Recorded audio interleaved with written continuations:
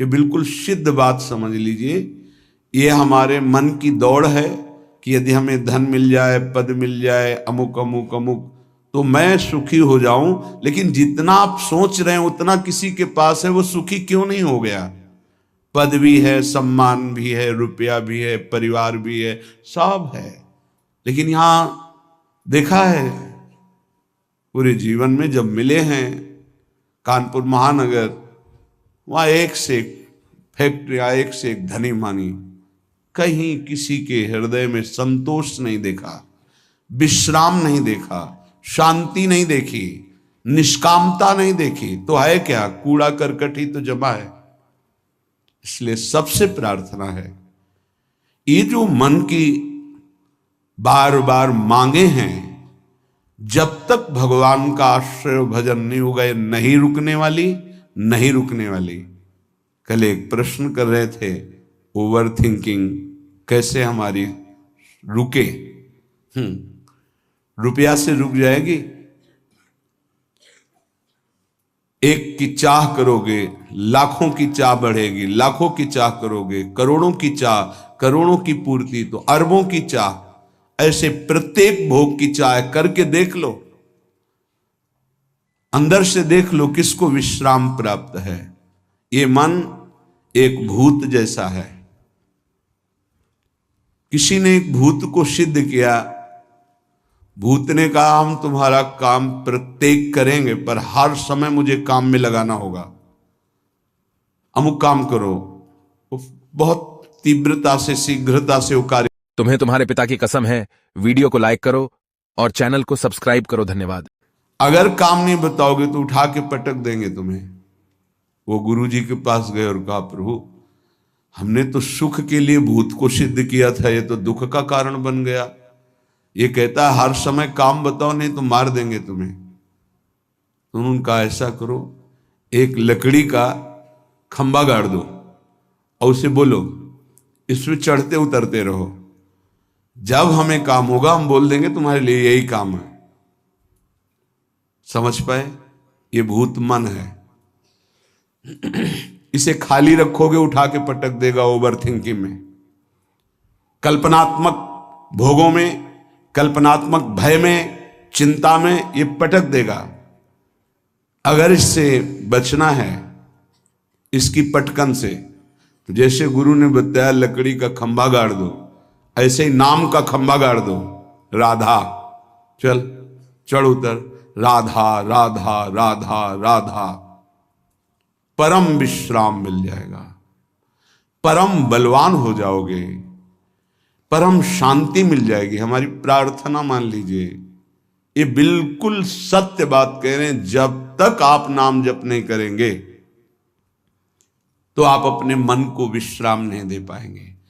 और आप सब कुछ कर रहे हैं मन के सुख के लिए, मन की शांति के लिए, पर जिस मार्ग में चल रहे हैं दुखालयम अशाश्वतम, कैसे आपको इस नाशवान भोगों में शांति मिल सकती है? नहीं। विश्वास कीजिए, बहुत प्रीति से कह रहा हूं, बहुत अनुभव की संतों की बात कह रहा हूं। यदि भगवान का आश्रय लेकर नाम जप नहीं किया तो तुम्हारा किया कराया सब मिट्टी है। परिणाम में तुम्हारे हाथ केवल शुभ अशुभ कर्म लगेंगे, पाप पुण्य, जिनके कारण हम नाना प्रकार की योनियों में जन्म मरण जैसे भयानक दुखों को भोगते चले आ रहे हैं। इसलिए भगवत चरणारविंद में परम सुख है, विश्राम है, शांति है, और वहीं हमें जाना है। भटक लो जितना भटकना है, लौट के तो यहीं आना है। ये भ्रम ऐसा बैठ गया है बड़े बड़ों के हृदय में कि धन से सुख है। बहुत विचित्रता माया की, ये सबके दिमाग में बैठ गया है। कोई बिरला ऐसा है कि इसकी इस पकड़ से बाहर हो, नहीं तो सबके दिमाग में बैठा है। गृहस्थ हो, विरक्त हो, बूढ़ा हो, जवान हो, सबके दिमाग में माया ने बैठा दिया धन के द्वारा ही सुखी होगे। देख लो, बिल्कुल विश्वास मानिए। ये वो माया की चाल है जो आपके समय को, आपके चिंतन को, आपके आश्रय को नष्ट करके आपकी दुर्गति करवाएगी। अभी आपको पता नहीं चल रहा।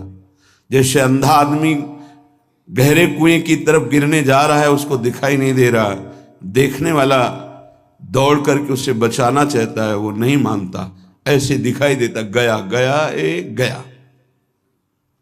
धन का इतना बड़ा प्रभाव, कोई बिरला ही ऐसा है जिसके दिमाग में ये न चल रहा हो कि मुझे धन चाहिए।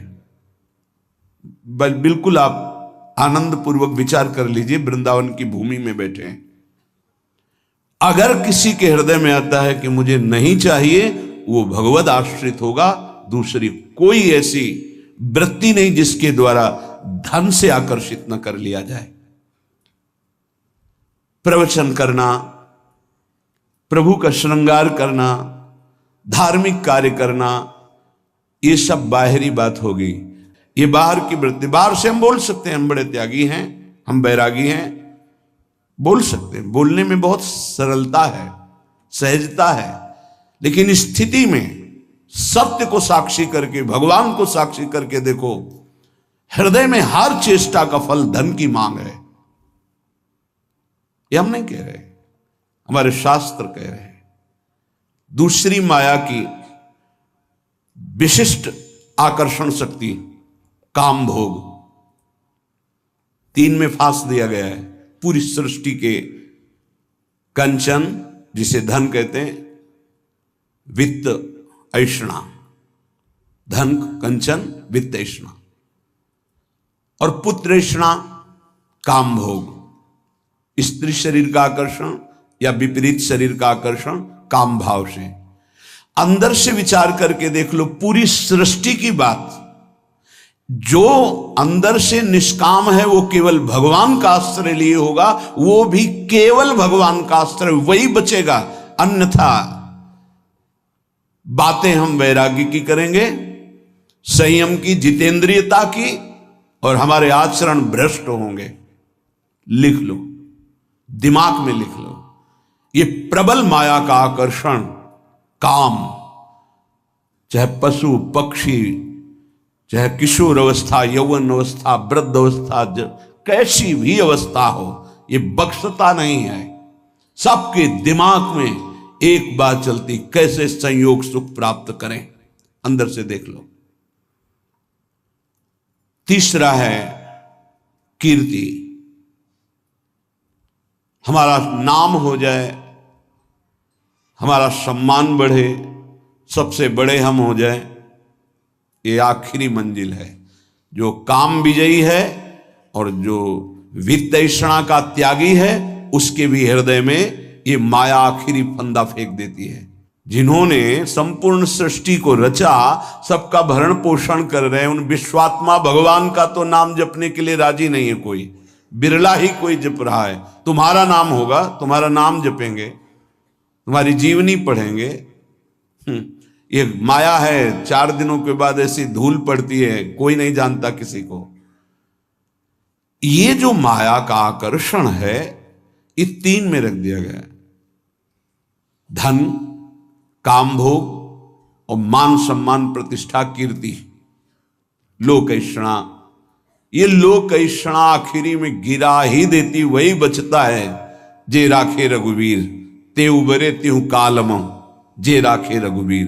भगवान जिसे बचा ले तो लोक ऐषणा से बच जाए, नहीं वित्त ऐषणा, पुत्र ऐषणा से बचा हुआ भी इस लोक ऐषणा में गिर जाता है।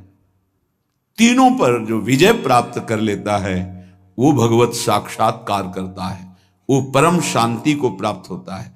हृदय से महारानी जी का आश्रय मिलने का अवसर मिला है कि हर समय हम इस अभिमान में रहे कि हमारी श्यामा जी वही सब भरण पोषण करने वाली, वही हमें प्रेम प्रदान करने वाली, वही हमारा परम मंगल करने वाली। कहीं ये आश्रय में कुछ ना प्रवेश कर जाए, अन्य आश्रय कहीं ना हो जाए, ये उपासक देखता रहे। जो अन्य आश्रयी हैं उनको इस बात पर चिंतन करना चाहिए, विचार करना चाहिए, ये अन्य आश्रय आपकी दुर्गति के सिवा और कुछ नहीं कर सकता। अगर दुर्गति को रोक सकता है तो भगवद आश्रय रोक सकता है। यदि तुमसे इतने महान पाप हो चुके हैं कि जिनकी तुम खुद स्मृति करके घृणा करते हो। कभी कभी ऐसे पाप हो जाते हैं कि अपना हृदय ही अपने को दंड देने के लिए कहता है कि बहुत नीच आचरण तेरे द्वारा हो गए। अगर ऐसा भी है और हमारे प्रभु की शरण में आ जाए तो बाहुओं में लेकर हृदय से लगाते हैं, ऐसा स्वभाव है। कोटि विप्र बदला गए जाहू, आए शरण तजौ नहीं ताहू। इसलिए सबसे प्रार्थना है ये मन, ये बुद्धि, ये माया इन पर बैठ करके आश्रय का बदलाव कर देगी। यदि गुरु कृपा से, सत्संग की कृपा से, प्रियालाल की कृपा से आपका आश्रय बन रहा है प्रभु प्रियाजू, तो ये बहुत जन्मों की साधना सुकृत सब फलीभूत हो रहे हैं। इससे मत फिसल जाना। अगर आश्रय है तो आपका परम कल्याण निश्चित है। ये माया आश्रय बदलती है, इसका कार्य है आश्रय बदलना। ये अंदर की बात को समझिए। हम ब्रह्मचारी नहीं हैं, हम संयमी नहीं हैं, हम तपस्वी नहीं हैं, भजनानंदी नहीं हैं, चलेगा। पर हम प्रियाजू के हैं, प्रियाजू के सिवा हमारा कोई नहीं है, ये आपको भगवत प्राप्ति करा देगा। यद्यपि भक्त अनन्य जो विषय इंद्रियन बस होए, कर्मठ कोटि जितेंद्रियन तहि सम लय न हो। उसकी समानता करोड़ों कर्मकांडी और जितेंद्री नहीं कर सकते जिसके हृदय में अनन्यता आ गई है। इसलिए प्रार्थना है समस्त साधनाओं का जो फल है वो आश्रय है। भागवत में बहुत बड़ी महिमा इस आश्रय की वर्णन की गई। आखिरी है 10वां आश्रय। नवधा भक्ति में 9वीं भक्ति पूर्णता है आत्मसमर्पण। यदि आप अपना मंगल चाहते हैं तो आप खुद देख लीजिए कितने बड़े साधना में आपका प्रवेश है। ईमानदारी से देख लीजिए। भरोसा नहीं है 1 मिनट बुद्धि का भी कहती भगवान प्यारे लगते, थोड़ी देर में कहेगी विषय प्यारे लगते हैं। इसका निर्णय ठीक नहीं, पागल है ये। हमारी जो बुद्धि है वो पागल है। एक क्षण में कहती ये मार्ग सत्य है, दूसरे क्षण में उत्तर देने लगती है। ऐसी बुद्धि का भरोसा नहीं है। कितनी बड़ी साधना हो, अपराध बन जाए, वैष्णव अपराध, गुरु अपराध, इष्टद्रोह, गुरुद्रोह, सर्वनाश हो जाता है। एक आश्रय है तो वो बचाता है, भगवद आश्रय। आश्रय को आप यदि समझ लें तो निश्चिंत हो जाएंगे, निर्भय हो जाएंगे, निःशोक हो जाएंगे। आप प्रभु के अंश हैं। ये प्रकृति प्रभु के द्वारा रची हुई है। ये भगवान का एक जादूमय खेल है। आप उनके अंश होकर इस खेल में फंस रहे हैं। वही गुरु रूप से, शास्त्र रूप से आपको इस खेल से निकलने का उपाय बता रहे हैं। पर आप ऐसे कपटी स्वभाव के हैं, छली स्वभाव के हैं। वो सर्वज्ञ प्रभु और गुरुदेव से भी छल करता है। हंसी की बात यह है कि जो तुम्हारा परम हित, परम मंगल, परम कल्याण प्रतिपल सोच रहे हैं, तुम उनसे छल और कपट कर रहे हो, केवल माया प्रेरित होकर के। क्या नहीं पता, क्या नहीं पता। तुम्हारे मन में जो स्फुरित होता है प्रभु को स्फुरित होने के पहले पता है नहीं। प्रभु कह रहे हैं और सब चलेगा। मोहि कपट छल छिद्र न भावा। और अगर अवगुण है तुम्हारे, धीरे धीरे सब ठीक हो जाएंगे। जन अवगुण प्रभु मानन काऊ, दीन बंधु अति मृदुल स्वभाव। लेकिन यदि आपके अंदर छल कपट है तो प्रभु कह रहे मोहि न भावा। नहीं, हम पापात्मा हैं, गलतियां हुई हैं, जैसे हैं नाथ आपके हैं, आपके सामने हैं। इससे आश्रय तत्व पुष्ट होता है। इसी आश्रय से घोर पातिकी को भगवत प्राप्ति हो जाती है। एक बार आश्रय ले लिया तो हमारे प्रभु छोड़ने वाले नहीं, आप छोड़ सकते हो, आपका स्वभाव है। प्रभु नहीं छोड़ेंगे। आश्रय का इतना विशेष महत्व है। जैसे कई बार सत्संग में सुनाया कि जगन्नाथ जी के श्रीअंग पार्षद कुसंग वशात वैश्यागामी हो गए।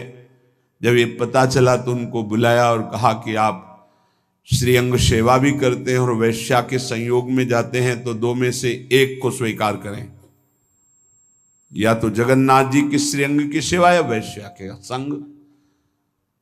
कामाशक्त चित्त हो गया था, इसलिए जगन्नाथ जी की सेवा छोड़ दी। पर खास बात, आश्रय नहीं छोड़ा, जगन्नाथ जी की प्रसादी पादुका अपने साथ ले गए। एक बार उठाकर सर में पादुका रख लेते और छाती से लगा के कहते, प्रभु मैं आपकी माया में फंस गया हूं, मेरी हिम्मत नहीं कि मैं इसका संग छोड़ सकूं, मैं आसक्त चित्त हो गया हूं। कई वर्षों के बाद जब उनका शरीर पूरा हुआ तो जगन्नाथ जी ने अपने पार्षद को आदेश किया, जैसे मेरे पार्षदों की अंतिम क्रिया होती है, अंत्येष्टि संस्कार होते हैं, वैसे उसका करो। तो उन्होंने कहा, प्रभु उसने तो आपको छोड़ दिया, वैश्या को स्वीकार किया, अब हम कैसे कर सकते हैं? उनका जगन्नाथ जी ने कहा, नहीं, उन्होंने छोड़ दिया लेकिन हमने नहीं छोड़ा, हमारा स्वभाव छोड़ने का नहीं है। आप इस बात पर ध्यान दीजिए, कितना भी अपराध बन जाए भगवान अपने भक्त को नहीं छोड़ते। नामे भक्ता प्रणश्यति, वही जब अंत्येष्टि क्रिया बाहरी भगवान आदेश कर रहे हैं तो उनकी अंतिम गति में क्या भगवान कोई गड़बड़ी होने देंगे क्या? परम पद की प्राप्ति होगी। एक बार भगवान स्वीकार कर ले, आप आश्रित हो जाइए। एक बार कृष्णदास जी जो पुष्टि मार्गी हैं, आचार्य चरण से कुछ ऐसा, तो बाजार में देखा सुंदर जलेबी बन रही थी, इससे देखो ओ ये तो श्रीनाथ जी के लिए बहुत सुंदर, और भाव में भर गए। तो उधर जब आचार्य चरण ने पर्दा खोला तो श्रीनाथ जी जलेबी पा रहे थे, तो कहा, जय जय, बाजार की वस्तु तो आपको भोग लगती नहीं और हमने अभी लगाया नहीं, ये कहां से आप पा रहे हैं? उन्होंने भाव में लगाया भोग और यहां साक्षात श्रीनाथ जी पा रहे। उनका कृष्णदास ने बाजार से भोग लगाया है। वह प्रभु कृष्णदास जी का तो त्याग कर दिया गया है, फिर आप भोग? बोले, आप आचार्य हो, आप गुरु हो, आप त्याग कर सकते हो, पर मेरा स्वभाव नहीं। एक बार जिसे पकड़ लिया उसे मैं कभी छोड़ नहीं सकता, वो भले मुझे छोड़ दे, मैं उसे नहीं छोड़ सकता। भाई जी महाराज से स्वामी अखंडानंद जी ने कहा, आप अपने मन की कोई एक बात बता दें। तो यही बात बताई कि उमा राम स्वभाव जिन जाना, ताहि भजन तजी भाव न आना। जिसने भगवान का स्वभाव जान लिया उसे भजन को छोड़कर और कुछ अच्छा नहीं लगता। मान लीजिए, कृपा कर दीजिए, अपने ऊपर कर दीजिए, हमारे प्रभु का नाम तुम्हारी समस्त समस्याओं का समाधान है। बस कुछ दिन मन लगे ना लगे, काम बने ना बने, कोई लाभ दिखाई दे ना दिखाई दे, आप सतत नाम जपने का प्रयास कीजिए। परिणाम में नाच पड़ेंगे आप।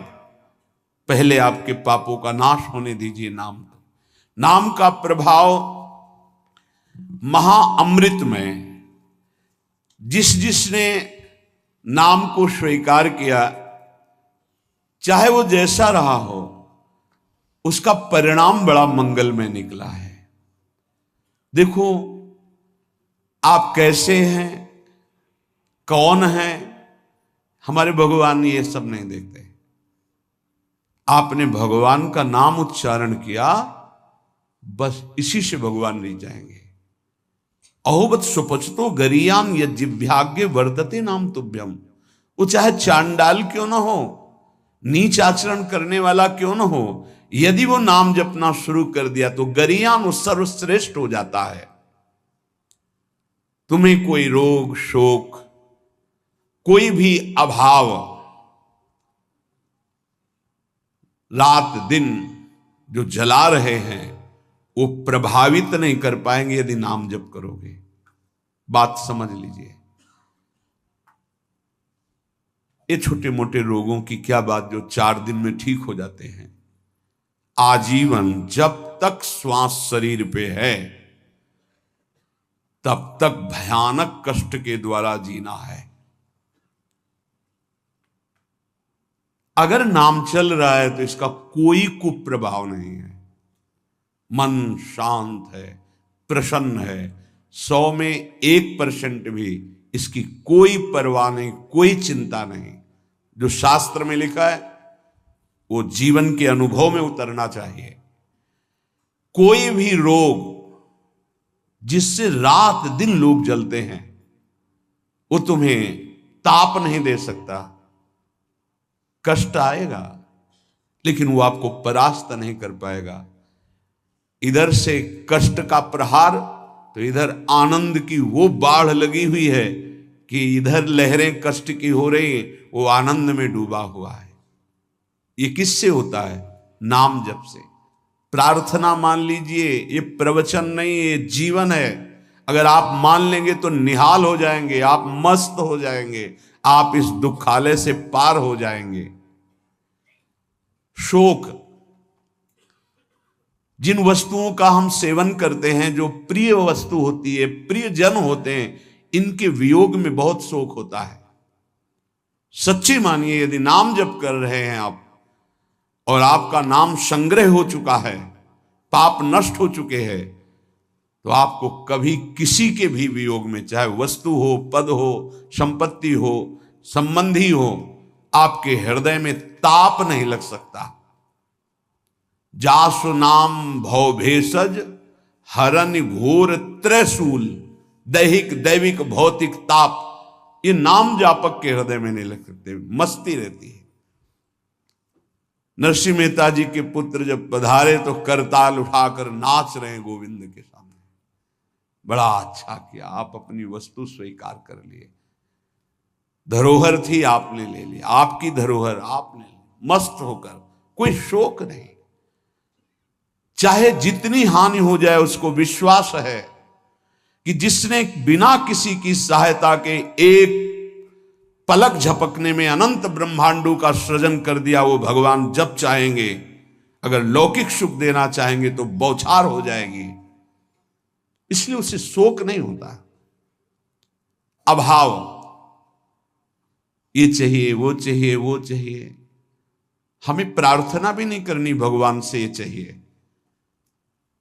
सच्ची मानिए, जैसे छोटे बच्चे का ध्यान माता स्वयं रखती है, क्योंकि वो मांग अपनी प्रस्तुत नहीं कर सकता। समय से कब उसे भोजन पवाना है, कब कौन सा वस्त्र धारण करवाना है, कब क्या उसकी सेवा करनी, ये स्वयं मां चिंतन करती है। ऐसे अनंत माताओं का वात्सल्य लिए हुए हमारे प्रभु अपने जनों का चिंतन करते हैं। योगक्षेमम वहाम्यहम शब्द पर ध्यान दीजिए। अपना कार्य है अनन्यश्चिंतयन्तो माम, भगवान का कार्य है योगक्षेमम वहाम्यहम। हम नाम जप करते हुए अपने कर्तव्य का पालन कर रहे, और श्री भगवान अपने कर्तव्य का, योगक्षेमम वहाम्यहम। जो अप्राप्त है उसे प्राप्त करा दूंगा, जो प्राप्त है उसकी रक्षा करूंगा, इसे कहते हैं योगक्षेमम। तू क्यों रो रहा है? अब मत रो, अब भगवान नाम जप कर, नाम रट, फिर देख जन्म जन्म से ये घिघियाते रोते चले यार, ये दे दो, ये दे दो, ये दे दो, फिर मरे, फिर वहीं से शुरू, ये दे दो, ये दे दो। कब तक ये भिखमंगापना हमारे मन में बैठा रहेगा? अरे मंगवे भलो न बाप सो, जो प्रभु राखे टेक। अविनाशी का बच्चा घिघियाता घूम रहा है विषयों में, समझ में नहीं है ना, समझ में प्रभु की समझ नहीं है, इसीलिए ये दुर्दशा होती चली जा रही। एक जन्म से असंख्यों जन्म हो गए ये मांगते मांगते। ये मंगतापना कब मिटेगा? ये अभाव कब मिटेगा? जब भाव का पता चल जाएगा।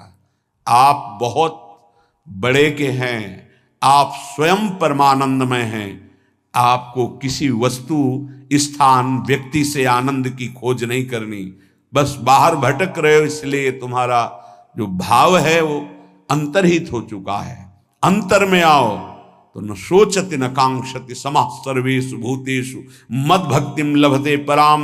न कोई शोक, न कोई चिंता, एक परमानंद की अनुभूति। ना मानो तो भोग लो, जलो, ये माया दुर्दशा कर देगी। ना मानो, जलते रहो। अगर संतों के हृदय में कोई पीड़ा होती तो इसी बात की होती, अमूल्य मानव जीवन प्राप्त करके भगवान से विमुख होकर तुम कैसी दुर्दशा को प्राप्त हो रहे हो। उठो, गलतियां होना स्वाभाविक है, माया फिसलन वाली है, गलती हो सकती है, लेकिन हम सत्य मार्ग को छोड़ दें ऐसा नहीं हो सकता। क्यों रो रहे हो? मेरा नाम रट, देख दुख नाम की वस्तु नहीं रह जाएगी, तेरे सारे संशय नष्ट हो जाएंगे। भक्ति हो न हो, श्रद्धा हो न हो, विश्वास हो न हो, तू केवल नाम रटना शुरू कर दे, इससे बढ़कर और क्या बात कही जा सकती है। जितना भी दान पुण्य तपस्या यज्ञ तीर्थाटन है, अगर श्रद्धा नहीं है तो फल की प्राप्ति में संशय है। मंत्र जप रहे हो, श्रद्धा विश्वास नहीं तो फल की प्राप्ति में संशय है। लेकिन नाम जप कर रहे हैं, बिल्कुल आपकी श्रद्धा नहीं है, तो भी भाव कुभाव अनख आलसहु, नाम जपत मंगल दिशि दशहु। तन्नास्ति कर्मजम लोके वाग्जम मानसमेव वा, यन्न छपयते पापम कलौ गोविंद कीर्तनम। यदि आपसे शारीरिक पाप बन गए हैं, मानसिक पाप बन गए हैं, वाणी के द्वारा अपराध बन गया है, चिंता मत करो। आप कोशिश करो कि पाप ना बने और गोविंद गोविंद हरि हरि कृष्ण कृष्ण राधा राधा राधा ऐसा नाम उच्चारण करो। नाम उच्चारण से सारे पाप नष्ट हो जाएंगे। तन्नास्ति कर्मजम लोके वाग्जम मानस में उच्च, मानसिक वाणी के द्वारा शरीर के द्वारा जो अपराध बन गए, भगवान नाम कीर्तन से, भगवान नाम जप से सब नष्ट हो जाते हैं। बस ये है कि नाम का सहारा लेकर पाप मत करना। अब तक जो हुए सो हुए, चूक हो जाएगी तो नाम भस्म कर देगा उस पाप को। जानबूझ करके संकल्प करके हर्षित होकर पाप करेंगे कि शाम के नाम जप कर लेंगे, दिन भर पाप करते हैं, तो फिर वो नामापराध लागू हो जाएगा और वो प्रभाव नाम का नहीं पड़ेगा और आपको उसका दंड मिलेगा। उठते बैठते खाते पीते सोते, सुख में दुख में, श्रद्धा से अश्रद्धा से, भक्ति से अभक्ति से, एकांत में कोलाहल में, जैसी भी परिस्थिति है उसमें तुम नाम जप करो। कुछ उपासक हैं वो परिस्थिति की मांग करते हैं भजन के लिए, चाहे वो गृहस्थ में हो या विरक्त में। कुछ ऐसा हो, एकांत हो, शांत हो, ऐसा हो ऐसा हो। तो भगवान अल्पज्ञ है क्या? तुमको जो परिस्थिति दी है वो भगवान ने विधान करके दी है। उसी विधान में यदि भजन कर ले गए तो सिद्ध हो जाओगे। परिस्थिति का परिवर्तन ना मांगा जाए, उसी परिस्थिति में भजन करके भगवान की प्राप्ति होगी जो भगवान ने हमको परिस्थिति दी है। परिस्थिति का जो परिवर्तन मांगते हैं उनसे भजन नहीं बनता। वो परिस्थिति के भोक्ता होते हैं, वो भजन के नहीं। इस बात को अंदर से समझो। अब हमारा मन उब गया, अब हम भाग करके गृहस्थी से विरक्ति बनना चाहते हैं। नहीं, जरूरत नहीं है। वेश परिवर्तन की जरूरत नहीं है। यदि आपने गृहस्थ धर्म स्वीकार किया है तो परिवार के भरण पोषण की जिम्मेवारी है, तो मेहनत कीजिए और नाम जप कीजिए, परिवार का पोषण कीजिए, भगवत प्राप्ति हो जाएगी। भाग के जाओगे तो जो कुछ तुम्हारा पुण्य बना है उससे तुम्हें जो वैराग्य हुआ है, वो जहां आपने दूसरों का अन्न पाया और जहां प्रणाम नमस्कार स्वीकार किया वो खत्म हुआ। फिर ऐसा मन चिंतन कराने लगेगा कि गृहस्थी से भी गिरी स्थिति हो जाएगी। जो वास्तविक आंतरिक भगवत प्राप्ति का वैराग्य है वो भजन बल से बहुत जोर का प्रकट होता है। वो परिस्थितियों की मांग नहीं करता है। जैसी परिस्थिति होती है उसमें ही भजन करना है, चाहे गृहस्थ हो चाहे विरक्त। जैसी परिस्थिति में प्रभु ने रखा है उसी परिस्थिति में भजन करके दिखाओ, क्योंकि भगवान ने तुम्हारे लिए मंगल विधान वही रचा है।